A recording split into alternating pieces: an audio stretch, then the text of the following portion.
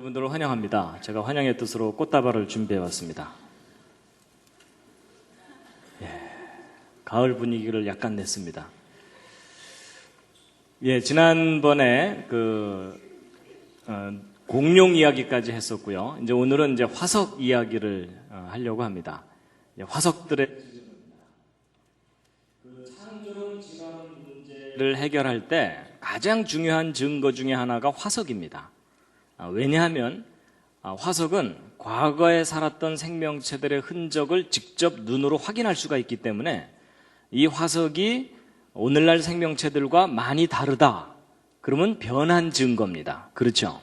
근데 화석이 오늘날 살고 있는 생명체들과 똑같다. 그러면은 변하지 않은 증거입니다.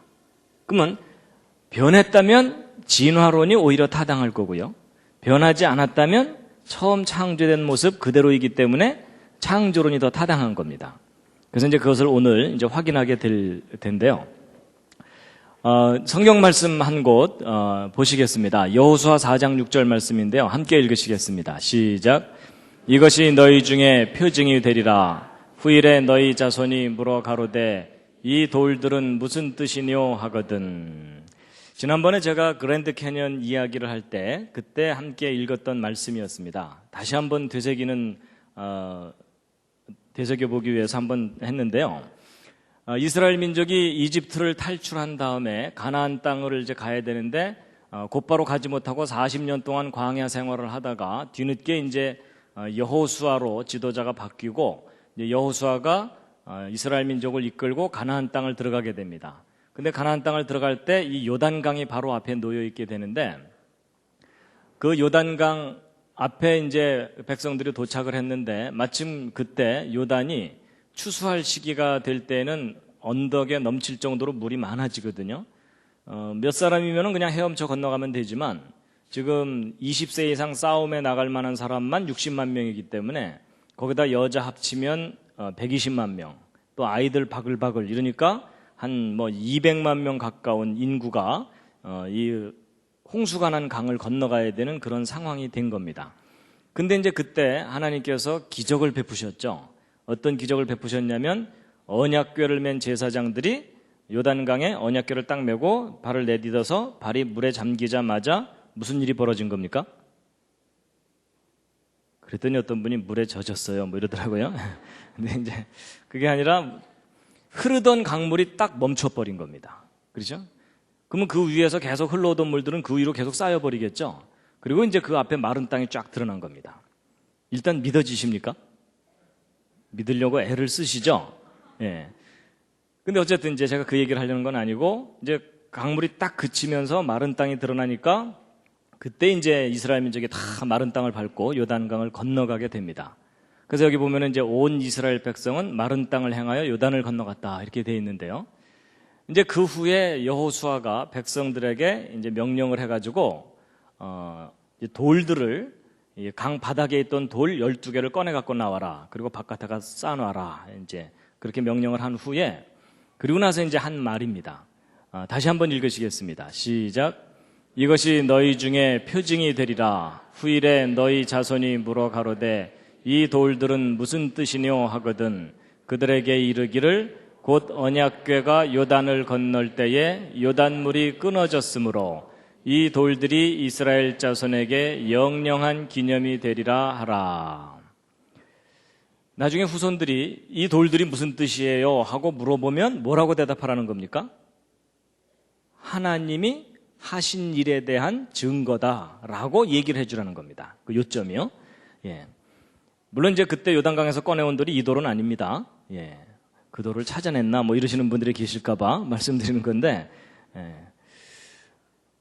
제가 이 말씀을 응용을 했습니다. 이 화석에 대해서 함께 한번 읽어보시겠습니다. 시작.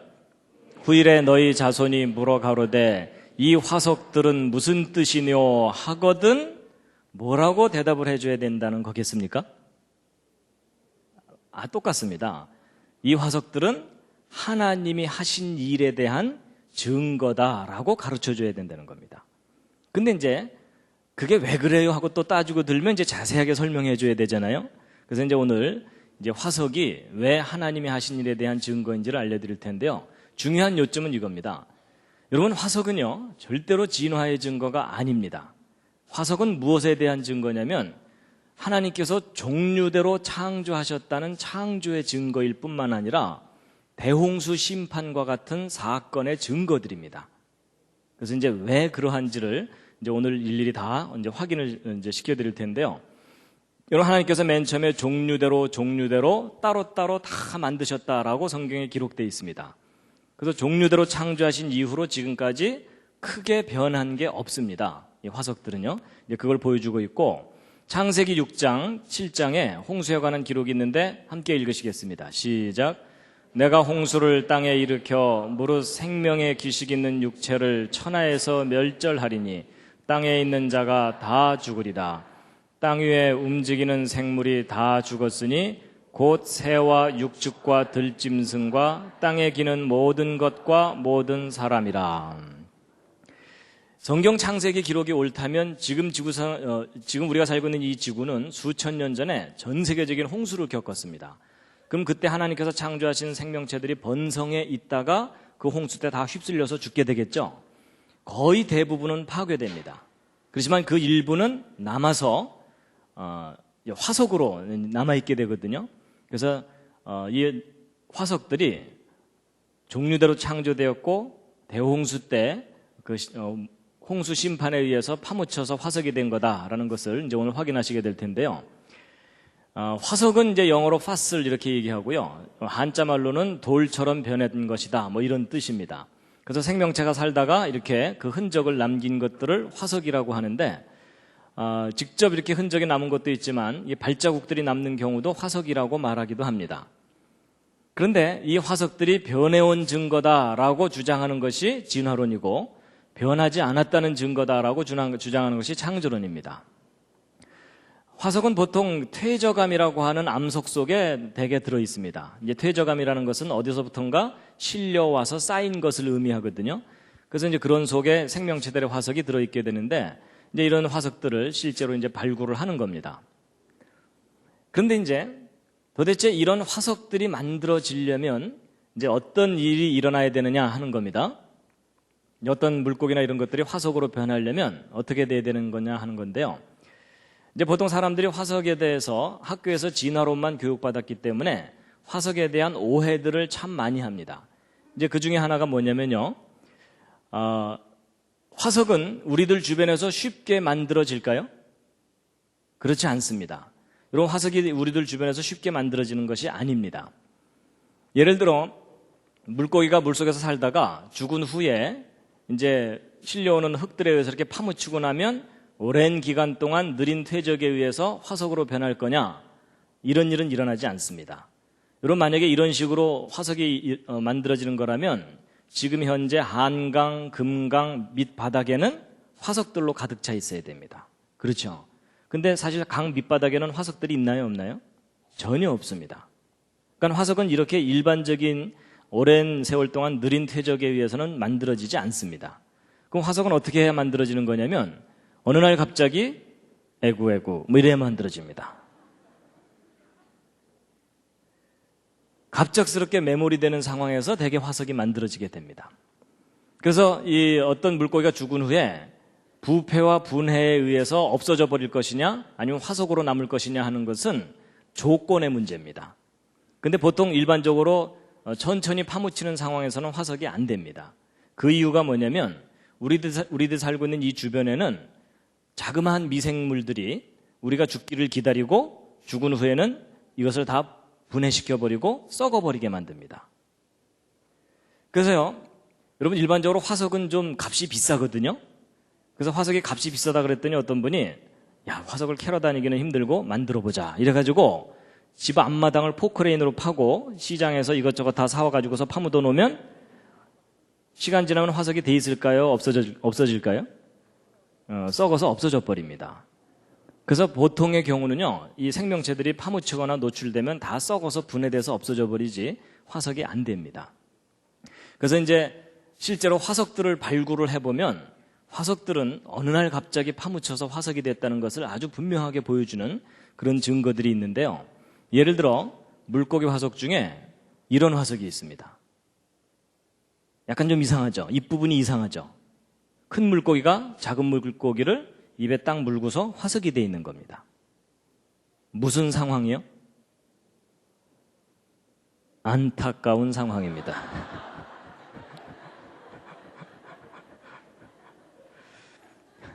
이 딱 물고서 삼키지는 못하고 그냥 죽었으니 얼마나 안타까운 상황입니까? 그런데 이거 참 신기하다 이렇게만 생각하실 게 아니고 어떻게 하면 저런 장면으로 화석이 남을 수 있을까를 한번 생각해 보시기 바랍니다. 여러분, 얘가 정상적인 상태에서 작은 물고기를 딱 물고 갑자기 심장마비로 죽었다 하더라도 다른 생명체들이 이 물고기를 뜯어먹어 버리지 그게 화석으로 남을 가능성은 거의 없습니다. 그러면 어떻게 하면 저런 장면으로 화석이 남을 수 있겠느냐? 갑자기 파묻혀야 됩니다. 그러니까 이걸 딱 물고서 삼킬 겨를도 없이 그냥 꽉 눌려갖고 화석이 돼야만 가능하다는 거죠. 그래서 화석들은 갑자기 파묻혀서 화석이 됐다는 것을 분명하게 보여주는데, 이런 화석들이요, 뭐 세계적으로 딱 하나만 있는 게 아니고 조금 드물긴 하지만 여러 개가 발견이 됩니다. 보세요, 이 황당한 표정. 근데 이제 지금까지 것들은 좀 안타까운 상황인데 비교적 행복한 상황도 있습니다. 얘는 그래도 먹고 죽은 거예요. 그렇죠? 그래서 웃고 있잖아요. 근데 여러분, 이 뱃속에 있는 것이 분해되지 않은 상태로 화석이 돼 있어요. 그건 갑자기 매몰돼서 화석이 돼야만 가능하다는 이야기입니다. 그리고 이 몽골 지방에서 발견된 공룡 화석인데요, 이 왼쪽에 있는 육식 공룡이 오른쪽에 있는 초식 공룡의 앞다리를 물고서 화석이 되어 있는 장면입니다. 이것도 갑자기 파묻혀야만 저런 상황이 벌어질 수 있다라는 겁니다. 그리고 이제 공룡 화석이 발견됐는데 심장의 그 위치와 그 흔적이 남아있을 정도로 화석이 되어 있는 겁니다. 보통은 이 뼈 같은 것은 오랫동안 보존될 수 있지만 살이나 내장 같은 것들은 아주 쉽게 상해하고 분해되어 버리기 때문에 여간에서 오랜 세월 동안 느리게 화석이 된 거라면 그런 흔적이 남아있을 수가 없습니다. 근데 이렇게 심장의 그 위치와 그 흔적이 식별이 될 정도로 남아있다는 얘기는 갑자기 매몰돼서 빠르게 화석이 됐다는 것을 강하게 뒷받침해 줍니다. 그리고 이것은 이제 익룡인데요, 익티오사우루스라고 하는 건데 지금 새끼가 뒤에 하나 이렇게 붙어 있는데 이게 지금 어미의 뒤를 따라서 헤엄치고 있는 것이 아니라 새끼를 조기 분만한 형태라고 보고 있습니다. 그래서 어미가 갑작스럽게 죽을 상황이 되면 이 생명을 어떻게 해서든 살리려고 조기 분만을 하는 그런 경우가 있다고 하거든요. 그래서 이 장면은 그런 장면이라고 좀 분석을 하고 있습니다. 그렇다는 얘기는 역시 이것도 갑자기 이제 파묻혀서 죽게 되는 상황에서 이제 이와 같은 상황으로 화석이 됐을 거다라고 보고 있습니다. 그 다음에 이제 이것은 뱃속에 5마리 새끼가 들어있는 상태로 화석이 된 건데요.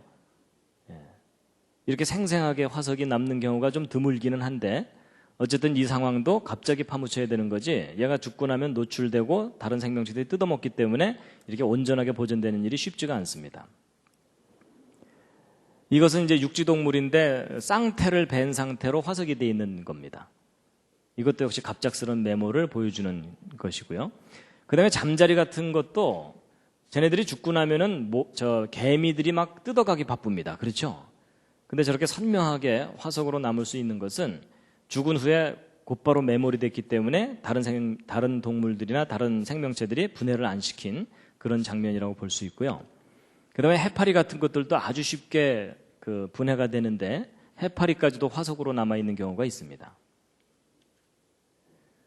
그리고 이제 화석들을 발굴했을 때 또 다른 특징 중에 하나가 뭐냐면, 조금 전까지 보여드린 건 그래도 비교적 보존 상태가 양호한 건데 대개 등치가 큰 동물의 화석 같은 경우는 심하게 뒤틀려 있거나 부서져서 화석으로 발견됩니다.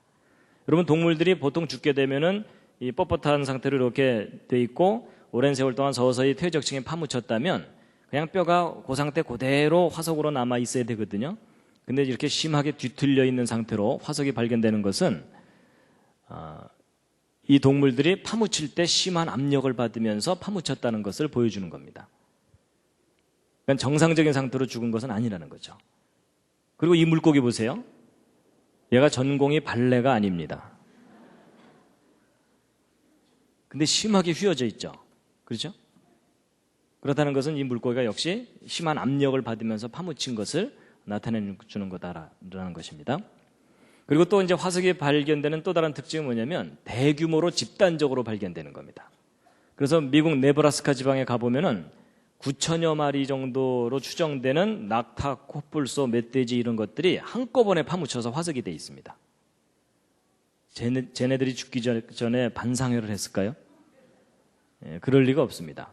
그러니까 저렇게 서로 다른 동물들이 한꺼번에 수천 마리가 집단적으로 매몰되어 있다는 것은 저 동물들을 한꺼번에 휩쓸어다가 매몰시킬 정도의 큰 사건이 일어났었다는 것에 대한 증거입니다.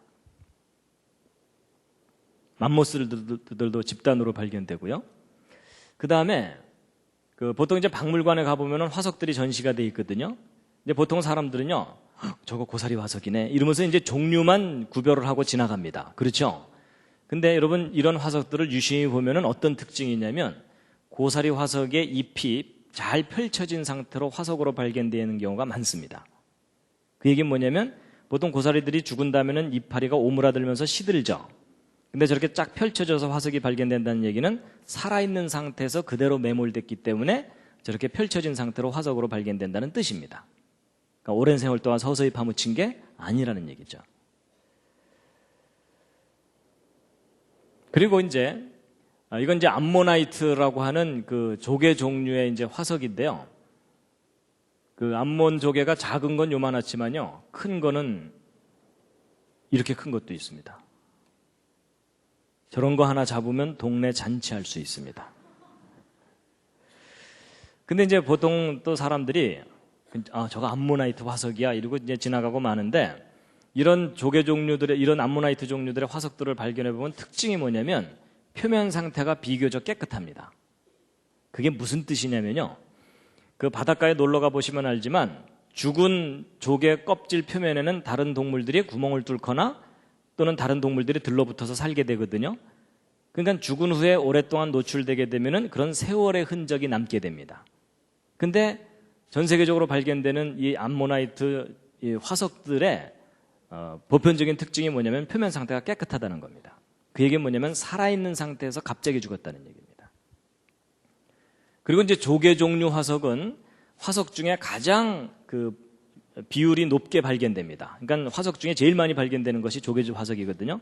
왜냐하면 조개 껍질은 썩지를 않으니까 화석으로 많이 발견되는데, 근데 이 조개 화석들을 발견해 보면 특징이 하나 있습니다. 한번 맞춰보시죠. 조개 화석들이 특징이 뭘까요? 대개의 조개 화석들이 입을 다물고서 화석이 되어 있습니다.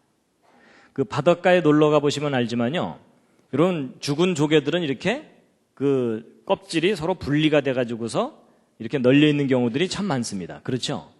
근데 조개 화석들이 입을 딱 다물고서 화석이 돼 있다는 얘기는 죽은 후에 덮여서 화석이 된 게 아니라 살아있는 상태에서 그대로 매몰됐다는 것을 말합니다. 그래서 지금까지 쭉 설명드린 내용의 요점이 뭡니까? 어느 날 갑자기 죽었시오 이겁니다. 그래서 이 화석들은 오랜 세월 동안 서서히 파묻혀서 화석이 됐다라기보다는 어느 날 갑자기 어떤 사건에 의해서 갑자기 파묻혀서 화석이 됐다는 걸 강력하게 보여줍니다. 그게 무슨 사건과 관련이 크겠습니까? 대홍수 심판 사건과 관련이 크다고 보고 있습니다. 삼엽충들도 이렇게 똘똘똘 말려있는 상태로 많이 발견되고요. 그리고 새우 같은 것들도 사실 아주 쉽게 분해되는 것들인데 이렇게 생생한 모습으로 아주 세밀한 부분까지도 그대로 화석으로 남아있다는 것은 갑자기 파묻혔다는 증거라는 겁니다. 그래서 이제 보통 생명체가 죽은 후에는 부패와 분해를 겪게 마련인데 이렇게 화석화가 되는 것은 갑자기 파묻혀서 화석이 되기 때문에 그런다라는 겁니다. 그래서 이제 첫 번째 화석에 대한 이야기를 해드렸고요. 이제 두 번째는 이제 뭐가 있냐면요. 우리가 이제 진화론 교육을 하도 받다 보면은 무슨 생각을 하게 되냐면 어떤 생명체가 파묻혀서 화석으로 변하는 데까지 꽤 오랜 세월이 걸릴 거다라고 보통 생각합니다. 근데 그건 정말 오해입니다. 이런 화석은 아주 짧은 시간 내에 화석화가 일어납니다. 그래서 여러분 이건 보통 나무 화석인데요. 저런 나무 화석이 만들어질 때 어떻게 만들어지는 것인지를 학교에서 배울 때는 어떻게 배우냐면 저 나무가 파묻힌 후에 저 나무 속으로 광물질이 서서히 침투해 들어가서 저게 완전히 돌덩어리로 변할 때까지는 적어도 수만 년, 수천 년 걸린다 이렇게 설명을 듣게 되거든요. 그래서 보통 이런 나무 화석들이 발견되면 와 이게 오랜 세월의 증거다라고 생각하게 되는데 이제 그렇지가 않습니다. 의외로 화석으로 변하는 데 걸리는 시간은 짧은데요. 보통 이제 화석으로 변할 때 생물학적 시간이 필요하냐, 지질학적 시간이 필요하냐 이렇게 얘기를 하는 경우가 있거든요. 생물학적 시간이라는 건 뭐냐면 어떤 생명체가 태어나서 죽을 때까지 정도의 시간입니다. 그러니까 몇십 년 정도이죠. 지질학적 시간은 뭐냐면 소위 진화론적 지구과학에서 얘기하는 수만 년, 수십만 년, 수백만 년이라는 긴 시간을 의미합니다. 여러분 어떤 생명체가 화석으로 변하는 데는 절대로 지질학적 시간이 걸리지 않습니다. 구체적인 예를 확인시켜 드리면요. 뉴질랜드 북쪽 섬에 타라웨라라는 화산이 폭발했습니다. 1886년에. 그래서 이제 폭발 후의 모습인데요. 이 화산 폭발 때 화산재들이 쏟아져 나오고 그래가지고 그 주변에 있던 마을을 덮쳐가지고 그 원주민들의 가옥이 막 절반 이상 화산재에 파묻히고 이제 이래가지고 여기는 지금 현재 관광지로 이제 그 개발이 돼 있는 상태인데 근데 이 화산 폭발 때 선교원 하나가 이제 완전히 화산 폭발로 파괴가 됐어요. 그래갖고 이제 여기 살던 사람들도 다 떠났죠. 그런데 30년도 안 돼서 이 선교원 지역을 다시 조사를 해보다가 뭘 발견했냐면 모자가 화석이 돼 있는 걸 발견한 겁니다. 30년도 안 돼서. 그리고 남겨두고 간 햄덩어리가 화석이 됐어요. 몇 년 만에요? 30년도 안 돼서. 우리는 저게 수만 년 걸려야 화석이 되는 줄 알았는데 몇십 년 만에 화석이 된 겁니다. 햄 관리 잘 하시기 바랍니다. 그리고 이제 영국 요크 지방 서쪽 21km 된 곳에 이상한 우물이 하나 있어요. 이 우물은 이제 이 우물에서 물이 뚝뚝뚝 떨어지는데 여기다가 뭔가를 매달아 놓기만 하면 다 화석이 되는 겁니다. 그래서 곰인형 같은 거를 매달아 놓으면 반년도 안 돼서 완전히 돌덩어리로 변하는 겁니다. 왜냐하면 이제 여기서 떨어지는 이 물들이 광물질을 포함하고 있기 때문에 이 광물질들이 아주 빠르게 침투해 들어가서 돌덩어리를 만들어 버리는 겁니다. 근데 저렇게 화석으로 변하는데 몇십 년이 걸리는 게 아니고 1년도 안 돼서 화석이 돼 버리는 겁니다. 그래서 말 안 듣는 분들은 여기다 매달아 놓으면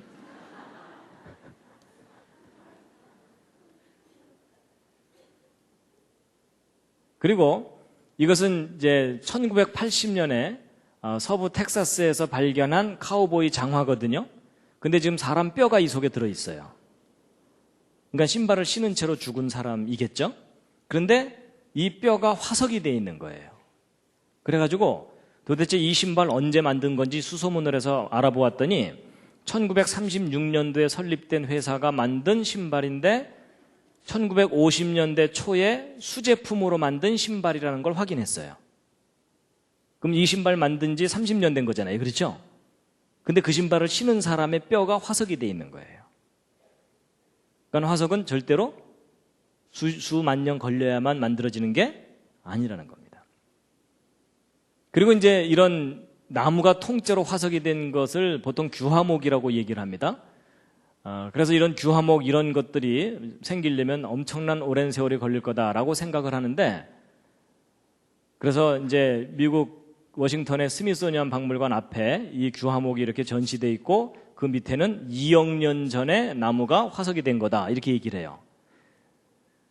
근데 놀라운 사실이 호주에서 발견된 건데 물레방아가 통째로 화석이 되어 있는 게 발견됐어요. 그럼 이 물레방아가 구석기 시대 물레방아냐? 아닙니다. 저 물레방아는 만든 지 100년도 안 됐는데 화석이 된 거예요. 그래서 아마도 여기 살았던 사람들이 떠나고 여기서 흐르는 물이 광물질을 포함하고 있었기 때문에 이 물레방아를 통째로 화석화를 만들어 버린 거예요. 그래가지고 이제 이 내용이 호주에서 발행되는 창조론 관련 잡지가 있거든요. 그 잡지에 이 사진과 함께 기사를 실었어요. 그랬더니 어떤 독자가 자기가 찍은 사진과 함께 편지를 보내온 겁니다. 이 편지 내용이 뭐냐면 자기가 15년 전에 여기를 방문해서 자기도 참 신기해갖고 기념사진을 찍은 거랍니다. 근데 자기가 15년 전에 찍은 사진하고 최근에 찍은 사진을 두 개를 비교해보면 물레방아 한두 칸이 화석화가 더 진행된 것을 알 수 있다. 뭐 이런 내용의 편지예요. 그러니까 화석화는 지금도 진행되는데 어쨌든 100년도 안 됐는데 물레방아가 통째로 화석이 되는 거예요. 그러니까 큰 나무가 화석화되는데 별로 오랜 시간이 걸리지 않는다는 겁니다. 그리고 좀 이 아저씨가 손에 하나 뭐 하나 들고 있는데 이게 오렌지가 화석화가 된 겁니다. 근데 100년도 안 돼서 화석화가 된 것을 발견했어요. 그리고 이 진화론 지질학자들이 아주 골머리를 앓는 것 중에 하나가 있습니다. 그게 뭐냐면 다지층 나무 화석이라고 하는 건데 이게 뭐냐면 지층은 분명히 수평으로 이렇게 쌓여 있는데 그 지층을 뚫고서 나무가 화석으로 발견되는 겁니다. 근데 보통 이 진화론적 지질학에서는 퇴적층이 30cm 정도 쌓이려면 평균 5,000년쯤 걸린다 이렇게 해석을 하거든요. 그럼 사람 하나 파묻히려면 몇만 년 걸리는 거예요. 그러면 여기 이 사람 높이에 비교해보면 이 나무 수십만 년, 그러니까 여기 있는 이 퇴적층의 두께는 수십만 년 걸려서 쌓였다고 해야 되잖아요. 근데 그 수십만 년이라는 세월을 뚫고서 나무가 화석으로 되어 있는 거예요. 근데 여러분 이게 말이 안 되잖아요. 그렇죠? 저 나무가 수십만 년 동안 살아있을 수도 없고 수십만 년 후에 푹 와서 박힌 것도 아니고 결국 이게 이 퇴적층이 쌓이는데 수십만 년 걸린 게 아니라는 얘기입니다. 어느 날 갑자기 퇴적층이 쌓이는 와중에 나무가 함께 파묻힌 거라는 겁니다. 그래서 우리로 하여금 이 지구가 굉장히 오랜 세월 동안 형성됐다고 믿게 만들었던 증거들이 그렇지 않다는 겁니다. 그래서 이 다지층 나무 화석은 어떤 사건에 의해서 퇴적층이 갑자기 쌓이는 거지 오랜 세월 동안 서서히 쌓이는 게 아니다라는 것을 보여주는 증거입니다.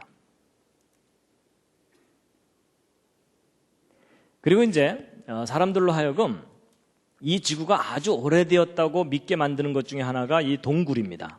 동굴 구경 가보신 분들 있죠? 보통 동굴 가보면은 그 동굴 얼마나 오래됐다고 설명을 듣게 되나요? 하여튼 수천만 년? 적어도 수백만 년 이상 됐다 이렇게 설명을 듣게 되죠? 왜 그런 설명을 듣게 되냐면 이 동굴 속에서 자라는 이런 것들을 이제 종유석, 석순 이렇게 얘기하는데 위에서부터 고드름처럼 자라 내려온 것을 뭐라 그러죠? 종유석입니다. 그리고 밑에서부터 자라 올라간 것을 석순이라 그러고 아예 기둥이 되어버린 것을 석주 이렇게 얘기합니다. 갑자기 심한 방언이 나왔죠? 예.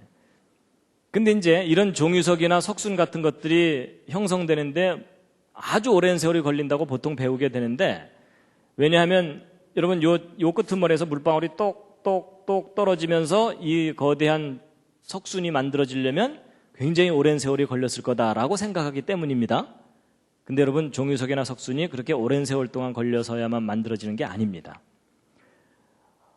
미국에서 실제 이제 관찰된 건데요. 링컨 기념관 지하에 자란 종유석입니다. 그러면 링컨이 뭐 구석기 시대 전쟁 영웅입니까? 아니죠. 그렇죠? 예. 이 건물 만들어진 지 100년, 200년도 안 됐는데 어린아이 크기만큼 종유석이 자란 겁니다. 그래가지고 과학자들이 실험을 해보았는데 80일 만에 종유석이 이만큼 자라는 것도 실험적으로 확인을 했습니다. 그러니까 80일 만에 이만큼 자랐으니까 그러니까 한 3달 정도 만에 이만큼 자랐잖아요. 그러면 30개월이면은 이거 10배 자라겠죠. 그럼 30개월이라고 해봤자 3년도 채 안 되는 겁니다. 그럼 3년 만에 이거 10배 자랐다면 30년이면 그보다 또 10배 자라겠죠. 그러면 저 기둥만한 저 석주도 몇백 년 이내에 다 자랄 수 있다는 얘기입니다. 그러니까 이게 무슨 얘기냐면 종유석이 자라는 것은 조건의 문제이지 시간의 문제가 아니라는 겁니다. 그래서 이건 미국 인디아나주에 있는 어느 메모리얼 빌딩 지하에 석주가 자랐는데 한 4m 자라는데 40년, 그러니까 만들어진 지 40년 된 건물 지하에 4m짜리 석주가 자란 겁니다.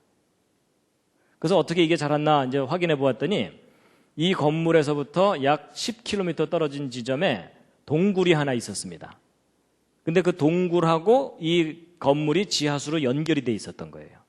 그래서 광물질을 포함하는 지하수가 이 건물이 있는 데까지 스며들어와 가지고 밑에 이제 지하실이 뻥 뚫려 있으니까 글로 물이 뚝뚝뚝 떨어지면서 이 석주가 형성된 겁니다. 근데 이게 수만 년 걸린 게 아니라 40년도 안 돼서 만들어진 거라는 겁니다. 그래서 이제 이런 동굴의 종이석 같은 것들은 어떻다라고 보고 있냐면, 여러분 전 세계적인 대홍수 같은 그런 사건이 있게 되면 지구 전체가 완전히 물로 덮여 있다가 이제 대륙이 다시 솟아 올라오게 되면은 물이 쭉 빠지게 되잖아요. 그렇죠? 그러면 광물질을 포함하는 그 물들이 빈 틈이나 이런 데 뚝뚝뚝 떨어지게 됩니다. 그럼 광물질을 풍부하게 포함하고 있던 그 물들이 아주 빠른 시간에 종이석들을 성장시키는 겁니다. 근데 소스가 무한정 있는 게 아니기 때문에 시간이 지나고 나면 자라는 속도가 느려지게 되겠죠. 그래갖고 처음에는 성장 속도가 빠르다가 시간이 지나면서 소스가 떨어지면 성장 속도가 갑자기 줄어들게 되죠. 그럼 오늘날에는 거의 안 자라게 됩니다. 기껏해야 물방울 똑똑 떨어지는 정도밖에 안 자랄 거 아니에요? 근데 이제 오늘날 물방울 똑똑 떨어지는 이런 속도로 이 거대한 종이석이 자랐을 거다라고 생각하니까 이게 굉장히 오랜 세월 동안 자란 것처럼 잘못 해석되고 있다는 뜻입니다. 그래서 여러분 사람도요, 태어난 이후에 쭉 자라다가 더 이상 안 자라게 되죠. 그래서 성장이 거의 멈춘 20대의 청년이 1년에 기껏해야 1mm 자라니까 그럼 1년에 1mm 자랐는데 이 사람이 지금 170cm니까 170cm까지 자라려면 몇 년 걸렸다고 해야 돼요? 1700년. 뭔가 잘못 계산한 거 아시겠죠? 그래서 종이석이 항상 느리게만 자란다면 정말 이런 동굴들이 막 수백만 년 이상 된 거겠지만, 종이석은 조건에 따라 빨리 자랄 수도 있고 느리게 자랄 수도 있다라는 겁니다. 그래서 우리가 그동안 굉장히 오랜 세월 동안 자랐을 거라고 생각했던 동굴들도 오랜 세월 동안 형성되었을 거라고 생각했던 동굴들도 사실은 아주 짧은 기간 내에 형성될 수 있다라는 얘기입니다. 그 다음에 이제 산호도 마찬가지입니다. 산호도 아주 오랜 세월 동안 느리게 자란다고 알려졌는데 실제로 어떤 증거들이 발견되냐면요, 바다에 빠진 신발 위에 산호가 자란 겁니다. 이게 로마 시대 군화가 아닙니다. 몇십 년도 안 된 신발 위에 산호가 자란 겁니다. 그래서 산호도 조건만 주어지면 아주 빨리 자랍니다. 그래서 실제 이 물속에서 산호가 자라는 것을 직접 관찰을 한 것인데요, 이 부분이 얼마 시간 지나지 않아서 막 새로운 산호들이 갑자기 막 생겨나고 빨리 자라는 것을 확인할 수 있었던 겁니다. 그래서 산호가 자라는 것도 조건의 문제이지 오랜 시간이 걸려야만 된다는 게 아닙니다. 그래서 지금까지 이제 설명드린 내용을 또 다시 정리를 해드리면, 어떤 생명체가 죽은 후에 화석으로 변하려면은 생물학적 시간으로도 충분합니까? 지질학적 시간이 걸려야만 됩니까? 예, 생물학적인 시간만으로도 충분히 화석으로 변할 수 있다라는 것을 이제 말씀을 드렸습니다.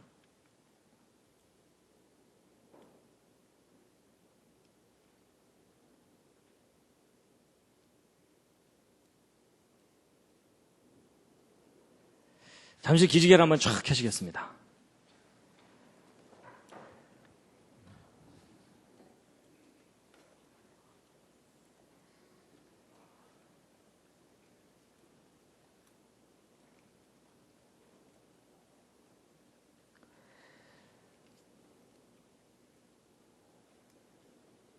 좌양좌하셔서 옆에 있는 분 안마를 좀 해드리겠습니다. 지금 제가 앞에서 보니까 상태가 별로 안 좋으십니다, 다들.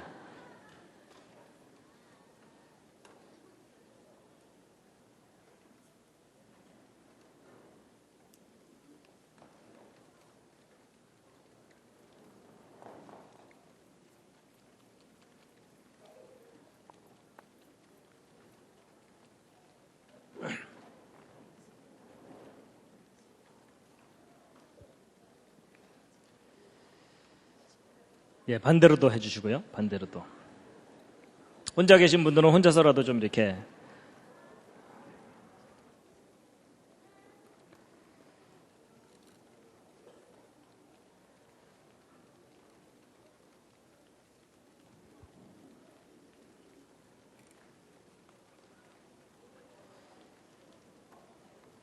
예.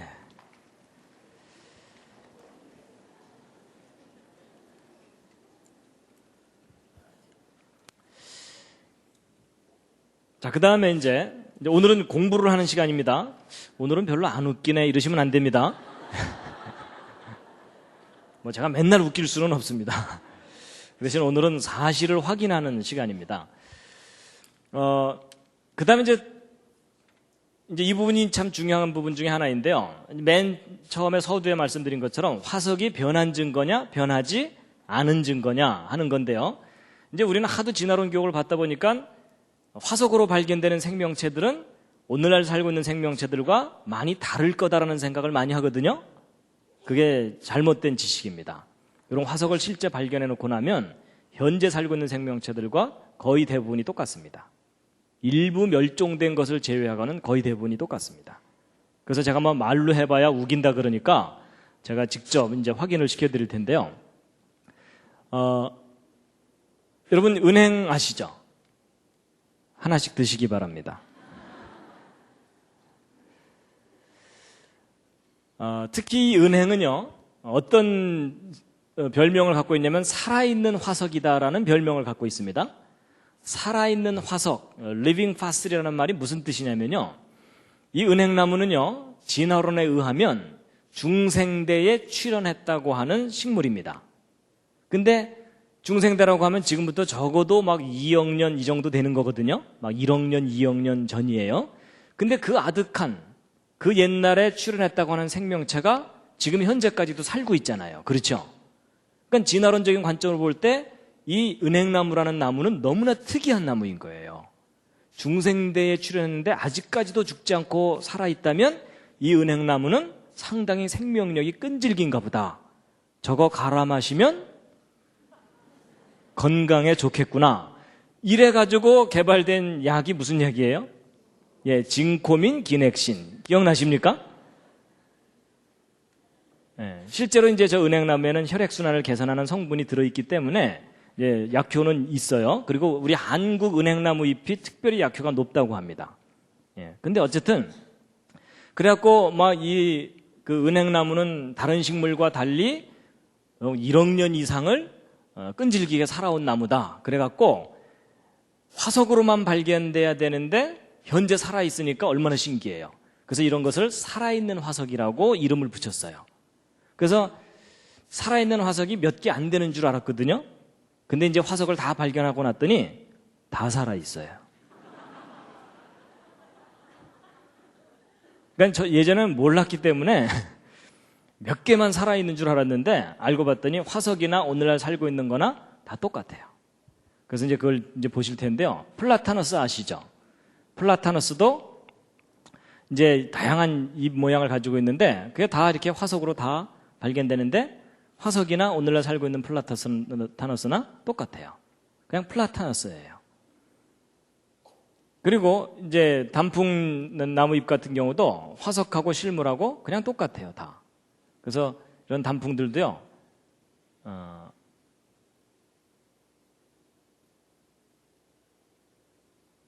화석하고 실물하고 똑같고요. 그 다음에, 제가 파일을 좀 다른 걸 열어야 되겠습니다.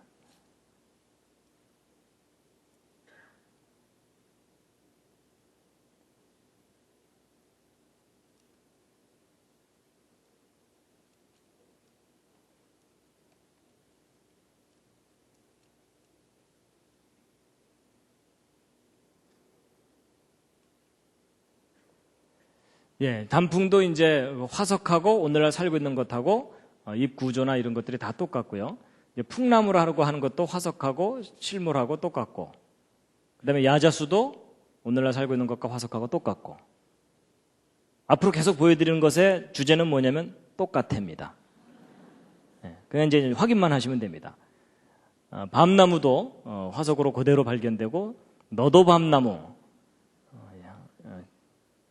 뭐 왜 이름이 이렇게 붙었는지 아시겠죠? 예. 똑같고 굴피나무도 뭐 버드나무도 하여튼 우리가 알고 있는 모든 생명체들이 화석이나 실물이나 똑같습니다. 다. 목련도 그대로 발견되고 달에도 똑같이 발견되고 오리나무도 이건 오리나무가 아니라 포플러입니다. 그다음에 느티나무도, 그리고 물부추 이런 것들도 똑같고. 그러니까 화석이나 오늘날 살고 있는 거나 다 똑같습니다. 고사리류도 똑같고, 뭐 진화됐다는 증거가 없어요. 다 똑같아요. 그랬더니 어떤 분이요, 색깔이 다르네 뭐 이러시더라고요. 그런 분들은 잘 돌봐드려야 됩니다.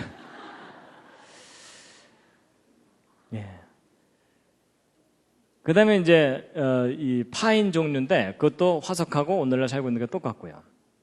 그 다음에 이제 호박 아시죠? 그죠? 준보석이죠. 저건 나무의 진액 같은 것들이 굳어져서 이제 화학 변화를 일으켜갖고 저렇게 딱딱하게 굳어져갖고 이제 보석 취급을 받는 건데, 이런 곤충들이 이제 그 속에 들어가 있는 경우가 많습니다. 그래서 보통 이런 이 곤충들은 진화 순서상 무척 주동물이기 때문에 대부분 고생대쯤에 출현했다라고 보고 있거든요. 그래서 이제 고생대, 중생대 살았던 곤충들의 그 흔적을 볼 수 있다라고 하는 거예요. 그래서 이건 개미인데요. 개미가 호박 속에 들어있는 겁니다. 그래가지고 이렇게 호박 속에서 발견되는 이런 개미들은요, 진화론에서 연대를 매겨놓기를 막 중생대, 고생대 이래갖고 막 몇천만 년, 1억 년, 2억 년 막 이렇게 연대를 매기는 것들인데, 이 호박 속에 들어있는 개미하고 오늘날 똑같은 개미가 살고 있는 거예요. 이건 개미인데 좀 모양새가 이상하죠? 언뜻 보기에 상당히 원시적인 개미처럼 보이시죠? 요게 머리 부분이고 요게 이제 뒷부분인데, 그래서 이제 이게 카리브해 쪽하고 도미니카 이쪽에서 발견되는 호박 속에 들어있는 아주 특이하게 생긴 개미입니다. 그래서 이름도 이렇게 붙여놨거든요. 읽기도 힘든데. 근데 이게 오늘날 살고 있는 게 발견됐어요. 그러니까 얘가 화석으로, 이렇게 호박 속에서 화석으로 발견되면 수억 년이에요. 근데 여러분, 얘가 고집도 세지 어떻게 진화를 안 했을까요? 왜 저런 일이 발생하냐면요, 바로 이제 이런 겁니다. 지금은 교통과 통신이나 이런 게 발달했기 때문에 지구 이쪽에서 발견된 것이 인터넷에 올라가면 다른 곳에서 바로 볼 수 있죠. 근데 이게 요즘 얘기지, 그 이전에는 여기서 발견된 지식이 지구 반대편으로 건너가려면 상당히 시간이 걸려요. 그렇죠? 그러니까 지구 이쪽에서 사는 사람은 화석만 발견하고 살고 있고, 지구 이쪽에 살고 있는 사람은 실물만 보고 살고 있는 거예요. 그러니까 이쪽에서 화석만 발견한 사람들은 참 모양도 희한한 것이 참 원시적이네 이러면서 살고 있었던 거예요. 근데 나중에 이제 지구 반대편에서 실물이 살고 있는 것을 확인해 봤더니 그놈이 그놈이에요. 그러니까 전혀 변하지 않았고 일단 진화가 안 됐어요. 그렇죠? 그리고 똑같은 종류가 그대로 살고 있고. 그러니까 지식이 충분하지 않았을 때에 오해를 했었던 겁니다. 그래서 호박 속에 들어있는 곤충하고 지금 살고 있는 것하고 비교를 해보면 날개 무늬까지 똑같아요. 부채벌레목에 해당되는 이런 것들도 호박 속에서 이렇게 발견되는데 오늘날 똑같은 게 늠름하게 이렇게 살고 있고. 그래서 이 독일 학자 중에 한 분인 요아킴 쉐븐이라는 이분은요, 평생 동안 뭐만 연구하시냐면 똑같아 이것만 연구하세요. 그래서 사람들한테 알려주는 거예요. 화석이나 오늘날 살고 있는 거나 똑같다는 거예요. 변한 것도 하나도 없고 처음 창조하신 모습 그대로다. 대벌레라는 것도 있습니다. 꼭 나뭇가지처럼 생겨갖고 그 곤충이 아닌 것처럼 보이다가 갑자기 움직이는 뭐 그런 거거든요. 예. 이 대벌레라는 곤충도 호박 속에 그대로 발견되고, 나방도 그대로 발견되고, 나방은 나방이고 나비는 나비고, 벌은 벌이고, 바퀴벌레도요. 화석으로도 그냥 바퀴벌레예요.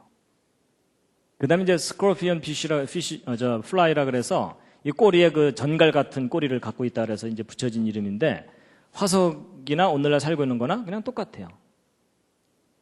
모기도, 벼룩도요. 벼룩 화석도 발견됩니다.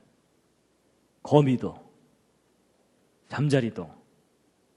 그 다음에 이건 올챙이 새우라 그래가지고요. 야, 그거 참 희한하게 생겼네. 올챙이처럼 생긴 새우다. 이래가지고 이거 처음 화석 발견됐을 때 2억 년 전에 살았었던 참 이상한 새우다. 이랬거든요. 근데 살고 있는 게 잡혔어요. 스웨덴, 헝가리. 실제 살고 있는 모습입니다, 이게. 그러니까 얘가 살아서 발견됐기에 망정이지 화석으로 발견됐으면 얘도 2억 년이 되는 거예요. 우리나라에서도 살고 있는 게 확인됐고요. 그 다음에 이건 민물새우인데요. 이 민물새우 화석은 화석으로 발견됐을 때는 막 고생대 페름기와 석탄기 암석 속에서 발견되는 2억 1,500만 년에서 3억 5천만 년 전에 살았던 새우다 뭐 이랬거든요. 근데 호주 남쪽에 태즈메니아 섬이라는 섬이 있는데 그 섬에 300m 높이의 산 개울에서 살고 있는 게 잡혔어요. 좀 더 숨어 있지. 잡혔어요. 뭐 새우도 가재도 게도 그냥 오늘날 살고 있는 거나 화석이나 똑같습니다. 다. 해마도요. 해파리도 그렇고 불가사리도 그렇고 하나님이 처음 창조하신 모습 그대로입니다. 다. 화석은 변한 증거가 아닙니다. 악어도 그렇고 투아타라라고 하는 것도 그렇고 뱀도 그렇고요. 박쥐도 똑같고 화석이나 오늘날 살고 있는 거나 그냥 다 박쥐예요. 그래서 이런 화석들은 오늘날의 생명체들과 모습이 많이 다른가 아니면 똑같은가? 같습니다. 변한 증거가 아닙니다. 자, 그 다음에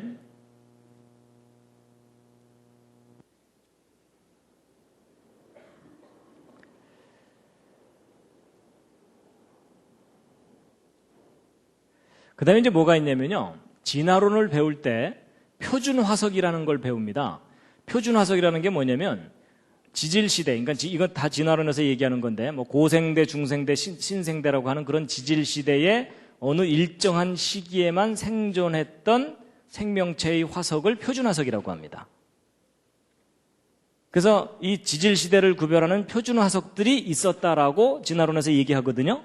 근데 정말 그런지를 이제 확인해 봐야 되는데 여러분 이제 진화론에서는 고생대, 중생대, 신생대라는 시절이 있었고 지난번에 제가 말씀드렸던 공룡 있죠? 공룡은 중생대 표준 화석입니다.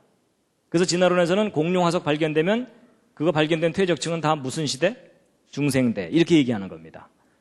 그래서 이제 지난번에 이 공룡과 사람이 함께 살았다는 증거들을 다 보여드렸었기 때문에 이제 공룡 얘기는 오늘 안 할 거고요.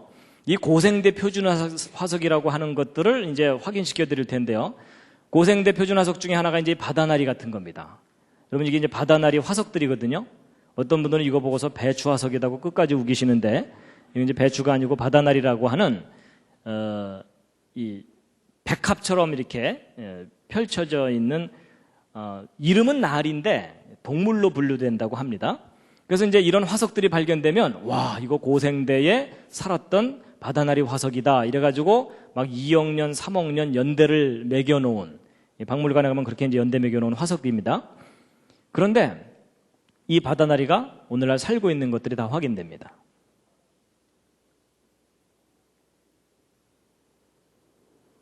그러면 보세요. 이거 화석으로 발견되면 막 몇 억 년 연대를 매기는 건데 오늘날 살고 있잖아요. 그러면 이게 정말 몇 억 년 전부터 살았었다면 지금도 이렇게 살고 있는 걸 보면 계속 살아왔다는 얘기죠. 그렇죠? 그러면 사실 이 바다나리가 지금부터 100만 년 전에도 화석이 될 수가 있고 1000만 년 전에 화석이 될 수도 있고 10,000년 전에 화석이 될 수도 있고 그렇잖아요.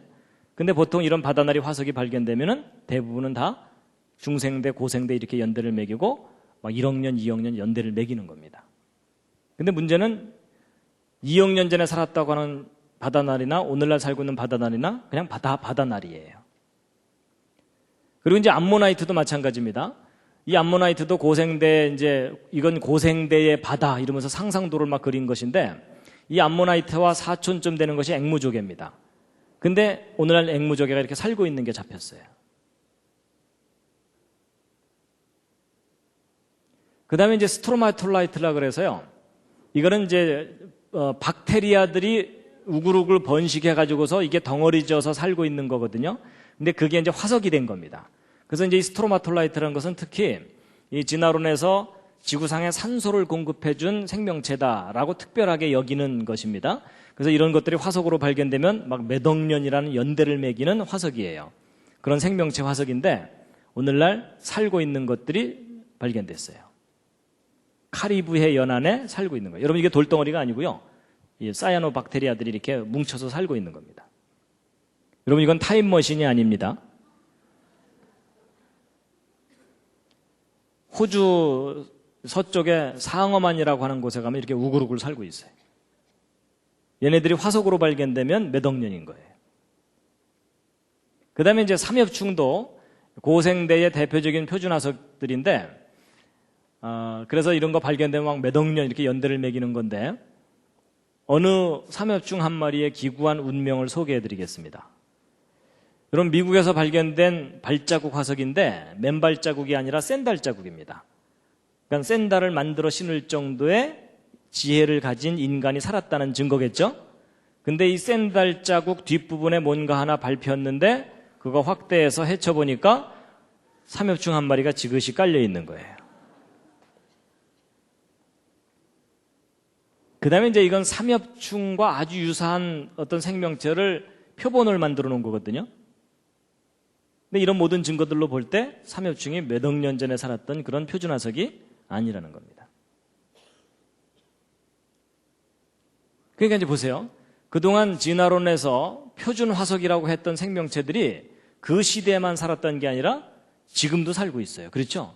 그러면 이런 생명체들은 어떤 시대를 결정하는 화석들이 아닌 거예요. 더군다나 몇 억 년 전에 살았다고 하는 생명체나 오늘날 살고 있는 생명체나 모양이 똑같아요.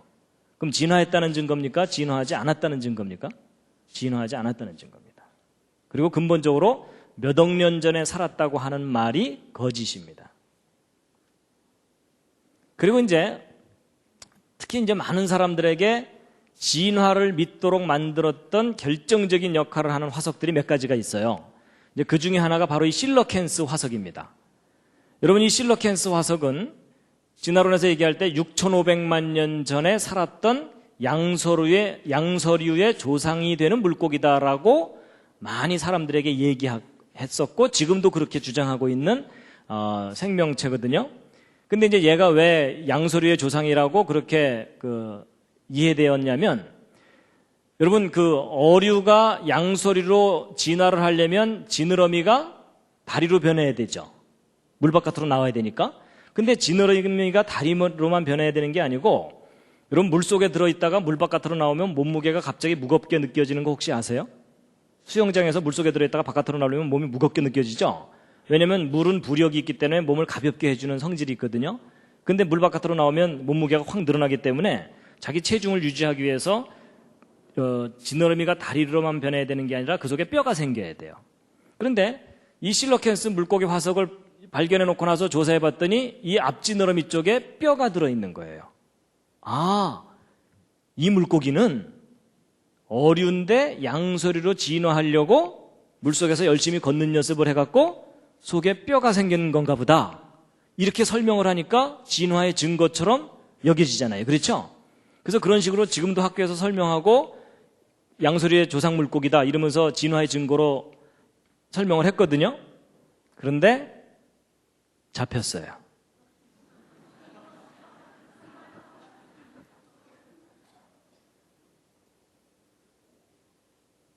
(1950년대) 잡혔어요.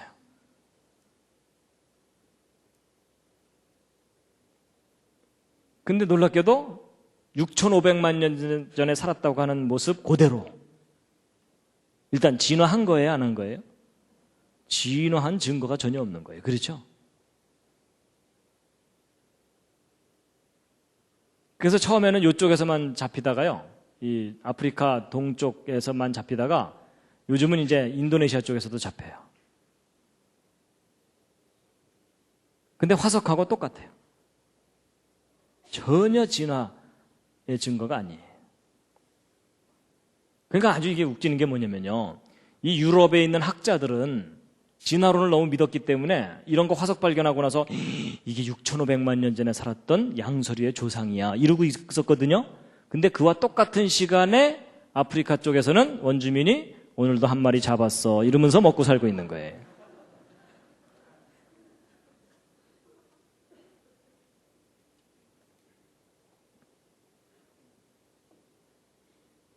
인도네시아 쪽에서도 잡고. 그 다음에 이건 투구개라고 하는 것의 화석이거든요. 마치 그 투구를 쓴 개다 뭐 이런 거예요. 영어로는 호수슈 크랩이라고 해서 말편자 같이 생긴 개다 이렇게 얘기를 합니다. 그래서 특히 요 화석은요, 지금부터 1억 4,500만 년 전에 살았던 투구개 화석이다라고 박물관에 연대까지 매겨놓은 화석이에요. 근데 오늘날 똑같은 게 살고 있어요. 그러면 이 두 개가 서로 진화가 일어났다고 할 정도로 큰 차이가 있냐? 그렇지 않습니다. 여러분 옆에 앉은 분하고 여러분하고 모습이 다른 정도 차이밖에 없어요. 그럼 여러분 어느 쪽에서 어느 쪽으로 진화하신 겁니까? 근데 이 정도가 아니라 이렇게 우글우글 살고 있어요. 산란기가 되면 바닷가 쪽으로 막 몰려 나와요. 여러분 이 아이는 중생대 아이가 아닙니다.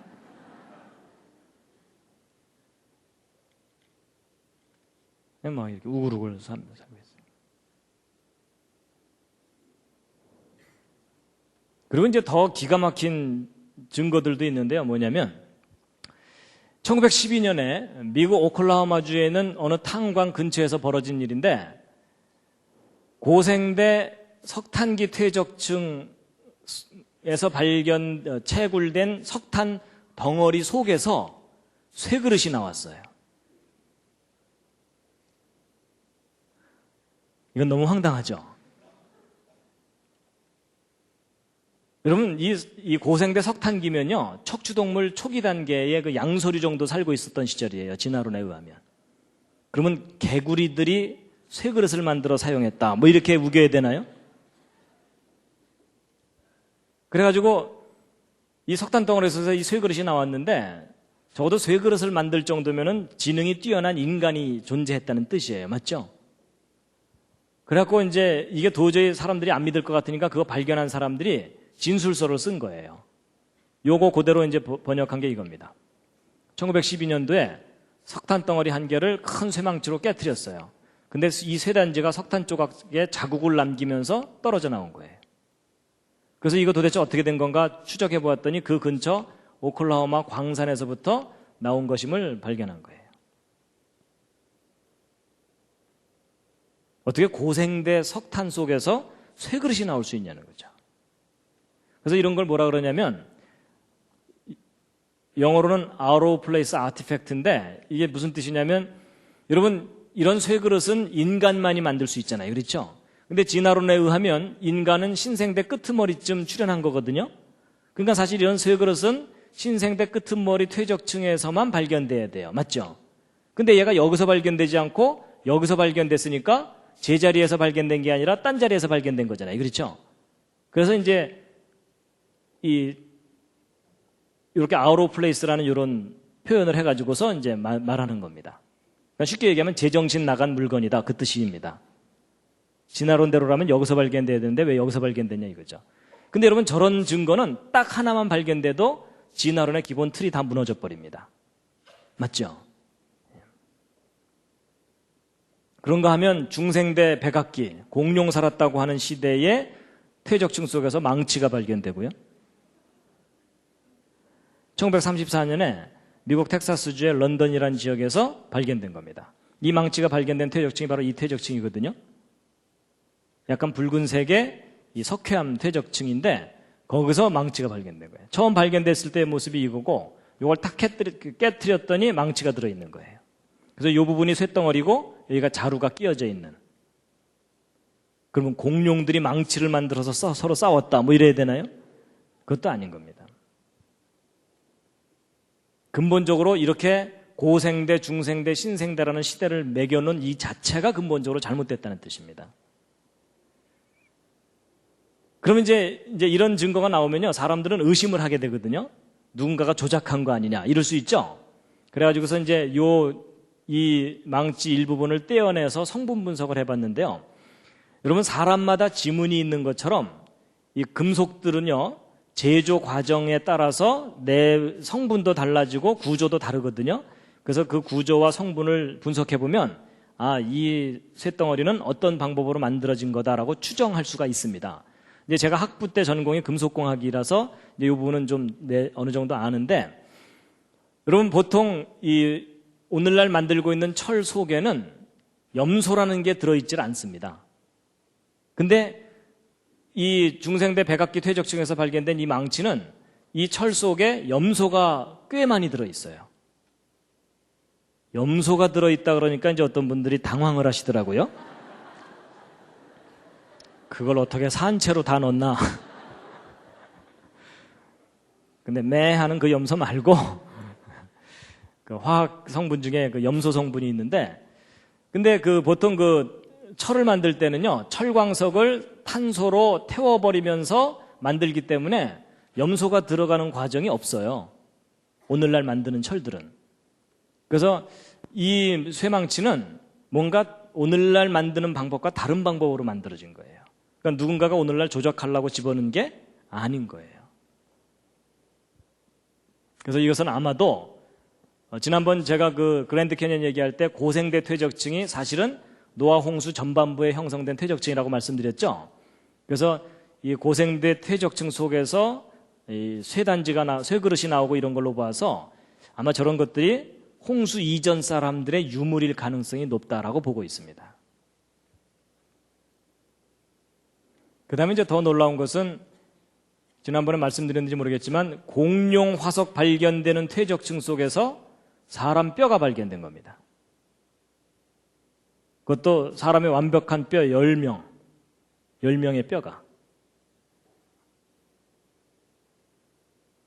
결국 무슨 얘기냐면 고생대, 중생대, 신생대라는 이런 시대는 진화론적인 허구적인 시대이지 실제 지구 역사 속에 저런 시대는 없었습니다.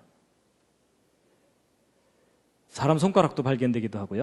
시간이 많이 안 남았으니까 시간이 많이 갔기 때문에 제가 좀 줄이겠습니다.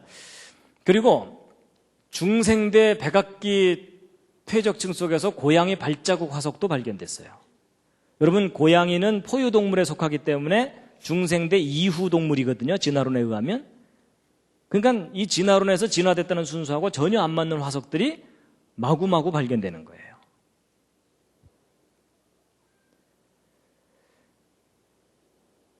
자, 이제 보통 진화론에서는요, 무척추동물에서 척추동물로 진화를 했고, 이 척추동물 중에서도 어류가 먼저고, 그 다음에 양서류, 파충류, 조류, 포유류 이렇게 진화했다고 합니다. 그래서 보통 진화하는 순서를 무척추에서 척추동물로, 척추동물 중에 어류, 양서류, 파충류 거쳐서 포유류나 조류로 진화했다고 하는데, 왜냐하면 대략 퇴적층에서 그 비슷한 순서로 화석들이 발견되거든요. 비교적 밑에 퇴적층에서는 어류 쪽이 많이 발견되고 위에 퇴적층에서는 포유류가 발견되고, 그래서 퇴적층 속에서 이렇게 순서대로 발견되는 것은 옛날에는 이 무척추동물과 어류들이 있었고 최근에 척추동물이, 그러니까 포유동물이 진화해서 생겨난 것 아니냐, 그렇게 해석할 수 있지 않느냐, 이제 이렇게 볼 수 있는데, 여러분 잘 보세요. 진화론에서 진화됐다고 하는 순서를 잘 보시면 저게 혹시 무슨 순서인지 아시겠어요? 이 생명체들이 살고 있는 서식지의 높이 순서입니다. 제가 무슨 말을 하려는 건지 짐작하시겠죠? 그렇죠? 이게 무슨 얘기냐면 전 세계적인 대홍수가 일어나면 이 모든 생명체들이 한꺼번에 이제 휩쓸려서 바다 쪽으로 쌓이겠죠. 그러면 얘네들이 살고 있는 높이에 비례해서 대충 파묻히겠죠. 결국 그 얘기라는 겁니다. 그러니까 대홍수 때 파묻힌 순서를 진화의 순서로 착각을 한 거라는 얘기입니다.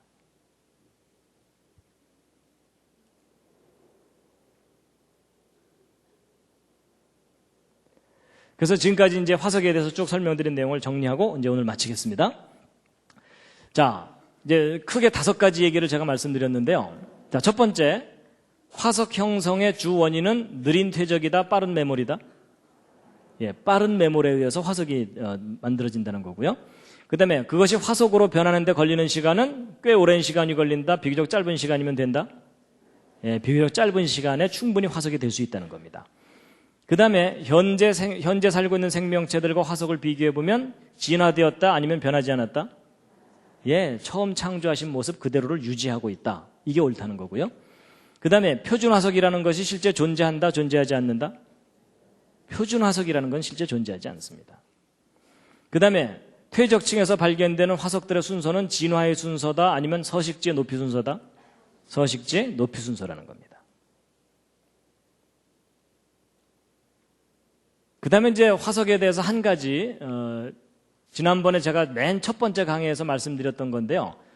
여러분, 진화론의 가장 큰 문제점은 무슨 증거가 없다는 거라 그랬죠? 연속적인 중간 단계 화석의 증거가 없다는 거라 그랬죠? 화석을 아무리 뒤져봐도 이 도마뱀에서 새로 변화가는 것에 대한 이 연결고리의 연속적인 중간 단계 화석이 없다는 겁니다. 화석에서 가장 큰 문제점입니다, 이게.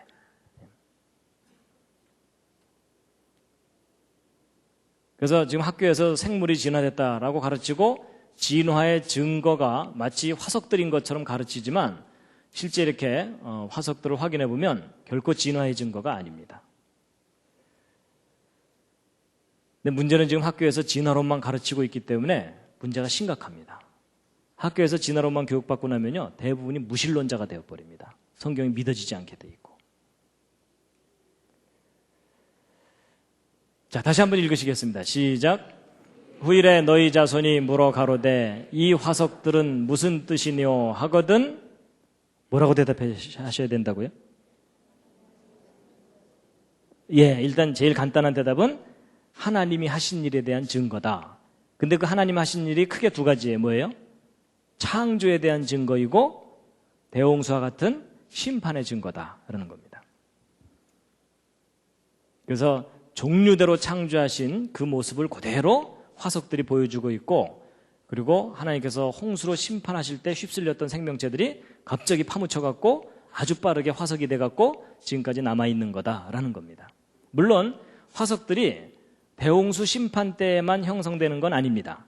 대홍수 이후에도 지구상에 격변이 여러 차례 있었기 때문에 그런 격변 속에서도 화석은 계속 만들어집니다.